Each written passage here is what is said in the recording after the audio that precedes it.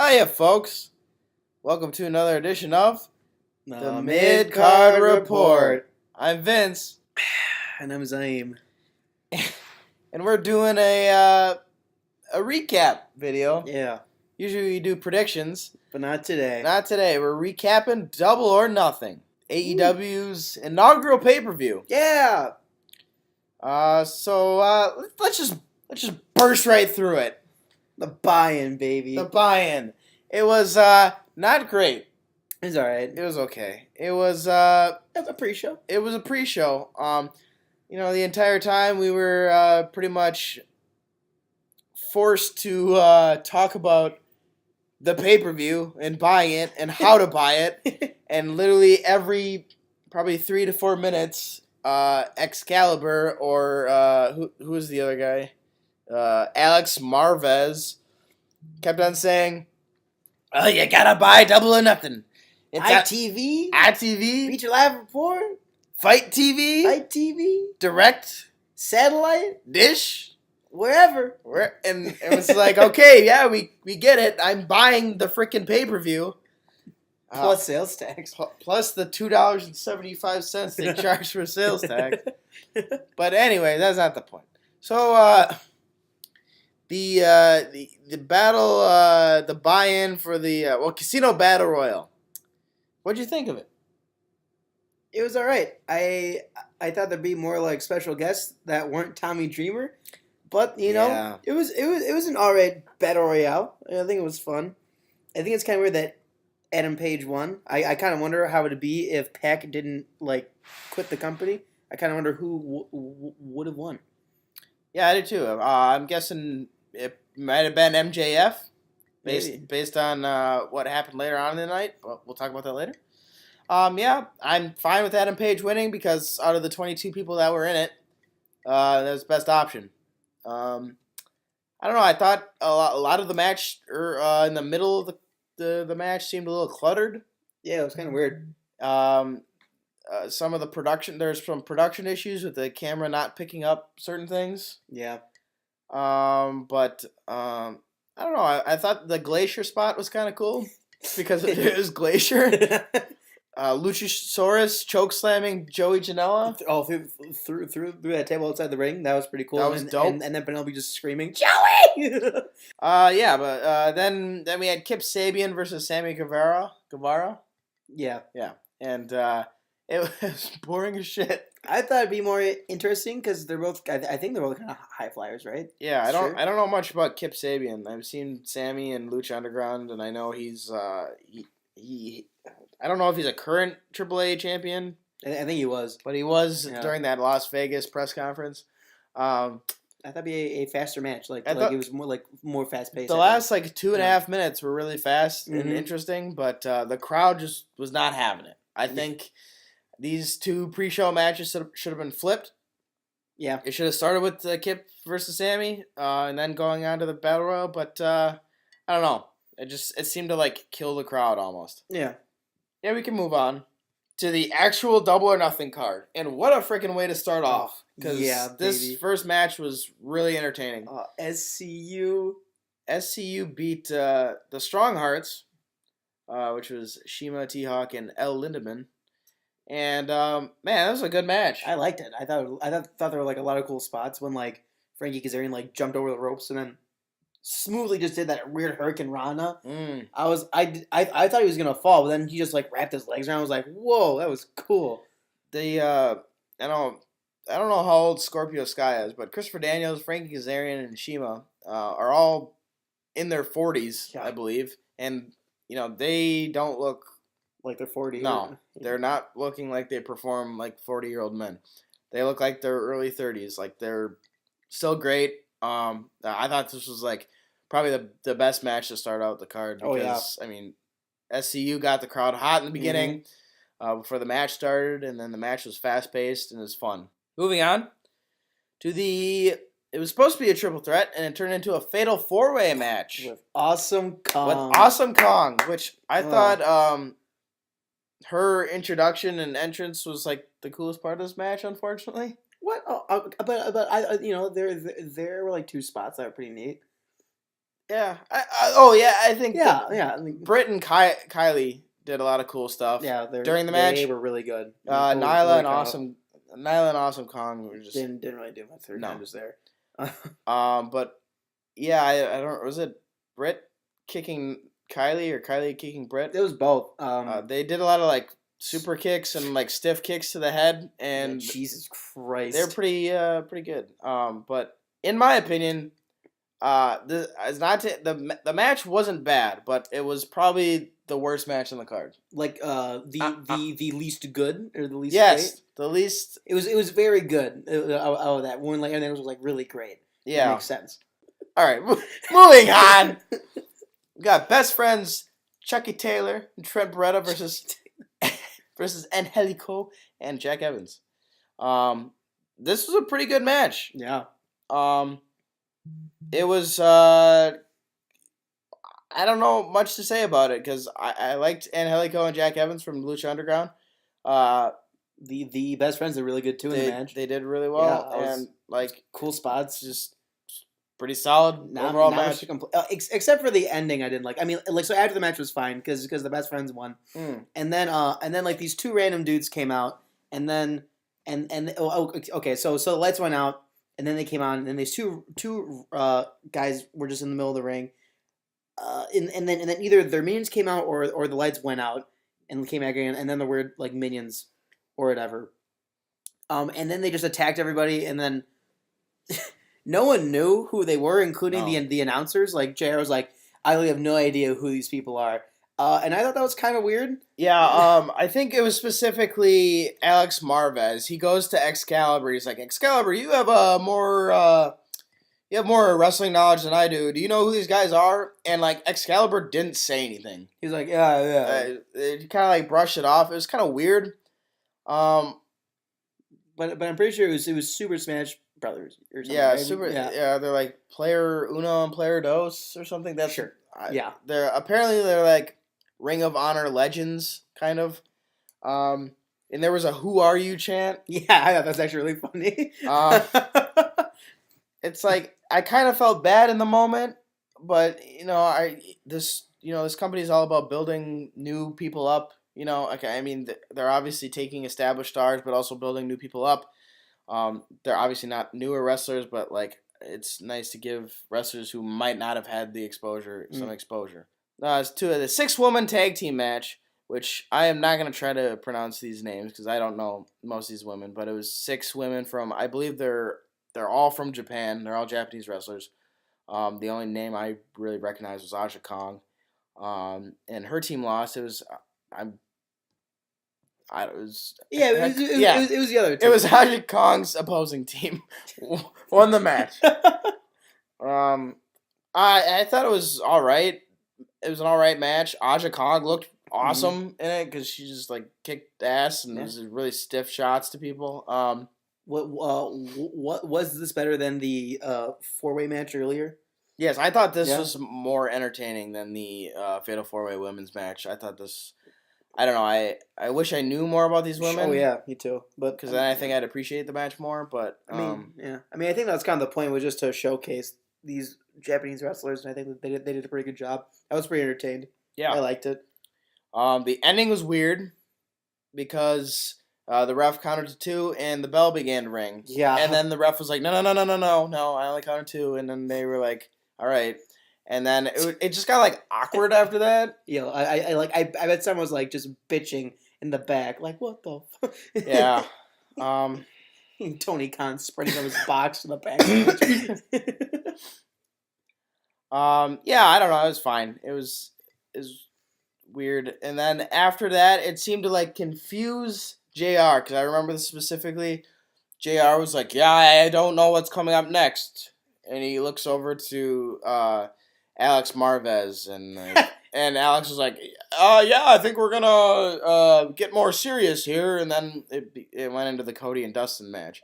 I kind of don't know why JR didn't like. I mean, because I assume as an announcer you like have the card in front of you just to see like who's next and what's going on, so you can like tell the audience. So then they went into the Cody and Dustin match, which, man, shots fired with Cody's entrance.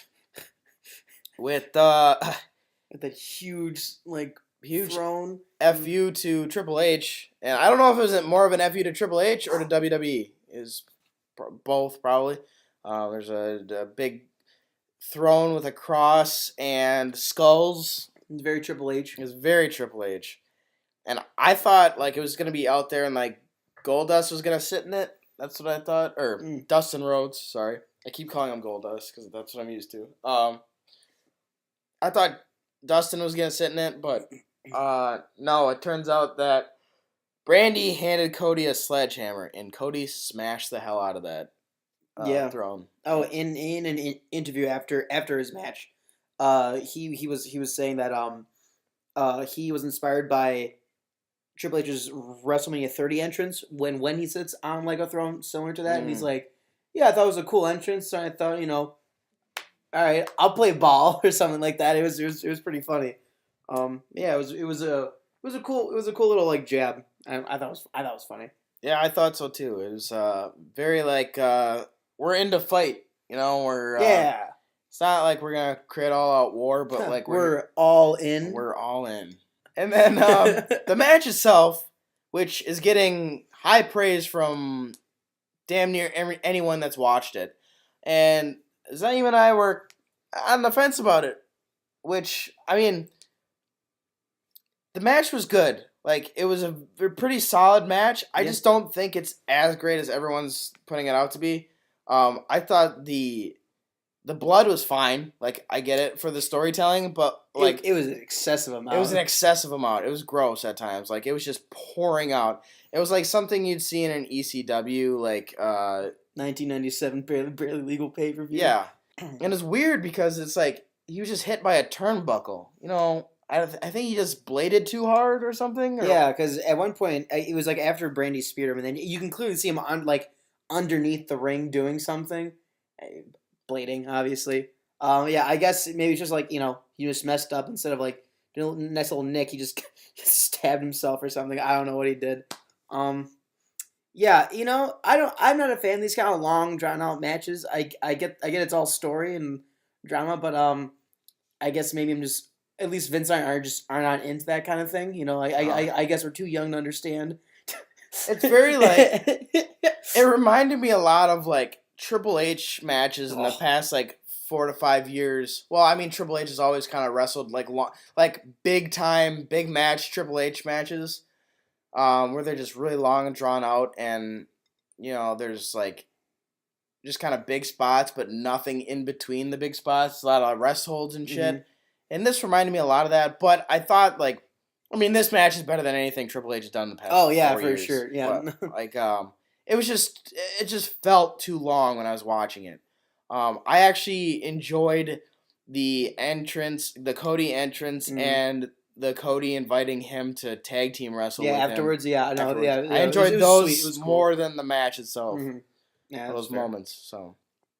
Yeah, we're probably in the minority with that because a lot of people just love this match, but a lot of people are saying it was the match of the night. I disagree. I think the next match was. Oh yeah, for sure. But before we go into the next match, they did a title unveiling. Ooh, yeah. Which, big shocker, Bret Hart came out. Yeah, I was really surprised. I was extremely surprised about Bret Hart coming out, and then Hangman Page came out because he said. Oh, he's the winner of the Casino Battle Royal, Hangman Page. Yeah. And then he's like, he made some, he's going to fight at the next pay-per-view or maybe the pay-per-view after that. And everyone was kind of laughing. He's like, I'm old. And, he, saved it. So I don't know when that match is going to be. Maybe it's at the next pay-per-view and he spoiled it. I don't know. I doubt it's at Fyter Fest. But. It should be at Fight for the Fallen. I think it'd be kind of neat. Yeah, I agree. But then Page came out, and then a bunch of MJF came out. Jimmy Havoc, I think, too. Jimmy Havoc came out. Jimmy Havoc and Jungle Boy. And then they just beat up MJF. They just beat up MJF. Oh, and for some reason, we never got a good shot of the belt because Hart never showed it to the Hart cam, and then the camera guys never. Man. But we saw pictures afterwards on Twitter, and it's a really cool belt. It's really ornate. I like it. It was like that. Yeah. The segment happened, and Bret Hart didn't know how to transition from the fighting segment between Havoc, Page, and Jungle Boy all teaming up on MJF to showing the belt. it was just like all of a sudden they were fighting in the crowd, and And they Bret just Hart kinda, was like, holding the revealed it. belt up, Yeah, it was and I was really- like, oh, okay. Yeah, that's cool, I guess. Yeah, we'll move on to the only title match on the card, which was for the AAA World Tag Team Championship. It was Young Bucks defending it against the Lucha Brothers, which I don't know. I think you and I both agree that this was the match of the night. Oh yeah, it was awesome.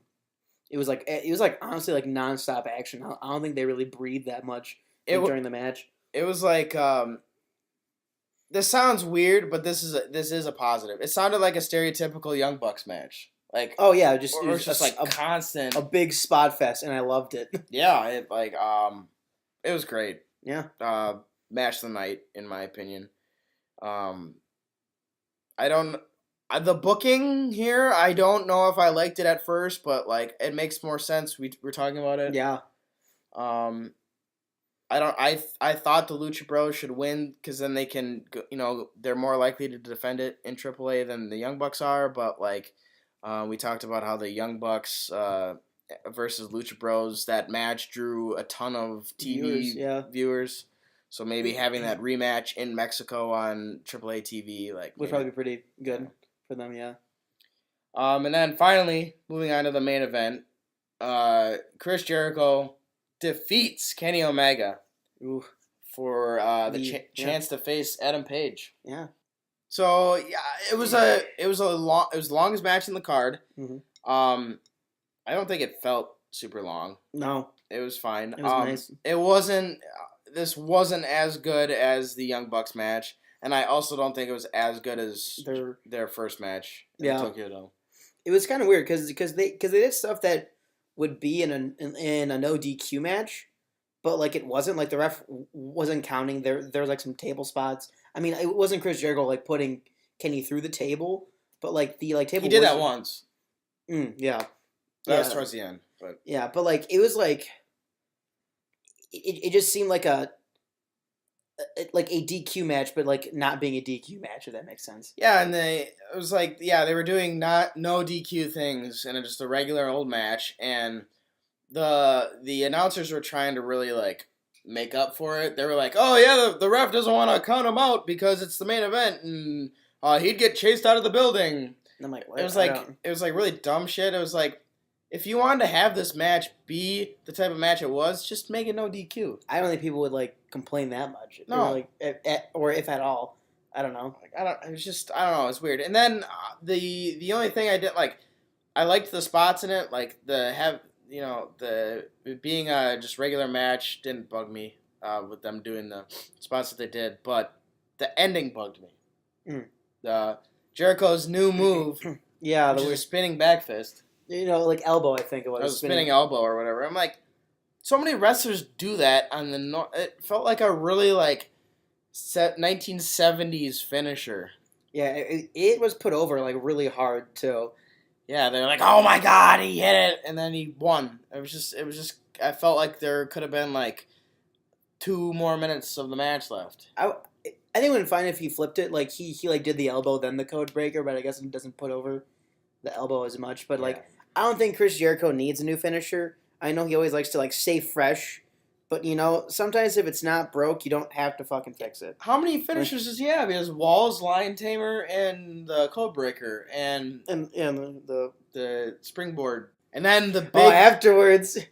Afterwards, I wouldn't. This pay-per-view was a very good pay-per-view, but the ending made it got better. It was fantastic.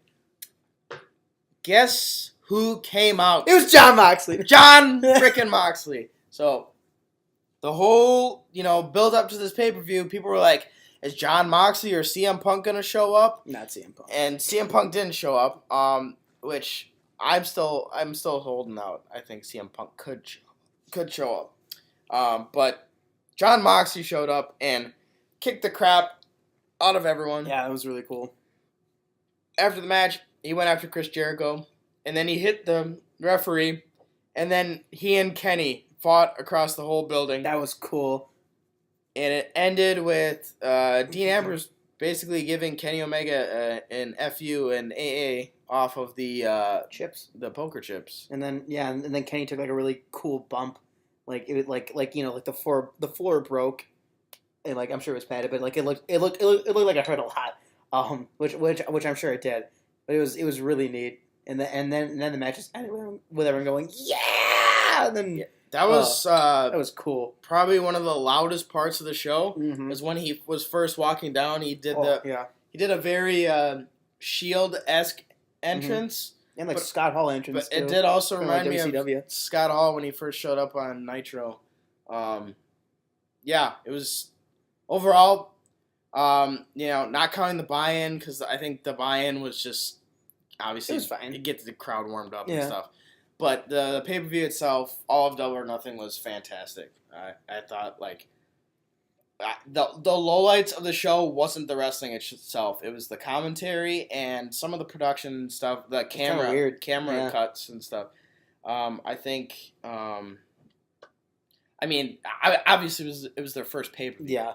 So they'll have time to improve. All right. Well, tune in next time for another edition of the Mid Card Report.